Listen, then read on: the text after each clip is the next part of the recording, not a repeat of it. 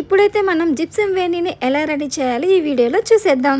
నేనైతే మార్కెట్ నుంచి ఒక జిప్సం బంచ్ ని తెచ్చుకున్నాను. జిప్సం ఫ్లవర్స్ ని స్మాల్ పీసెస్ గా కట్ చేసుకొని చిన్న బంచెస్ లాగా ప్రిపేర్ చేసుకున్నాను. నా దగ్గర అయితే స్ప్రే బాటిల్ అవైలబుల్ గా లేదు కాబట్టి ఒక చిన్న సింపుల్ ట్రిక్ ని ఇక్కడ యూస్ చేస్తున్నాను. అదేంటో కాదండి, వాటర్ పెయింట్స్. నేను ఇక్కడ వాటర్ పెయింట్స్ ని యూస్ చేసి వేణిని ప్రిపేర్ చేస్తున్నాను.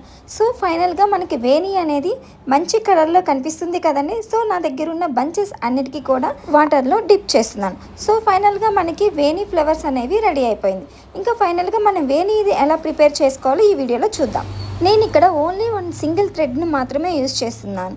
ఇక్కడ ఫ్లవర్స్ మీరు చూస్తున్నట్లయితే 1 by 1 అట్లాగా ఒకదాని తర్వాత ఒకటి లాక్ చేసుకుంటూ వస్తున్నాను. ఫైనల్గా మనకి వేణి బంచ్ అనేది సేమ్ మార్కెట్లో మనకి ఎలా దొరుకుతుందో అలాగనే రెడీ అయిపోతుంది. చూడండి, ఒకదాని తర్వాత ఒకటి అలా లాక్ చేస్తూ ఉంటుంటే ఫైనల్గా మనకి వేణి బంచ్ అనేది రెడీ అయిపోయింది.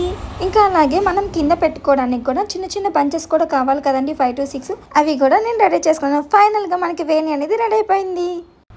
ఇలాంటి కంటెంట్ కోసం నా పేజ్ని ఫాలో చేయండి. Thank you for watching.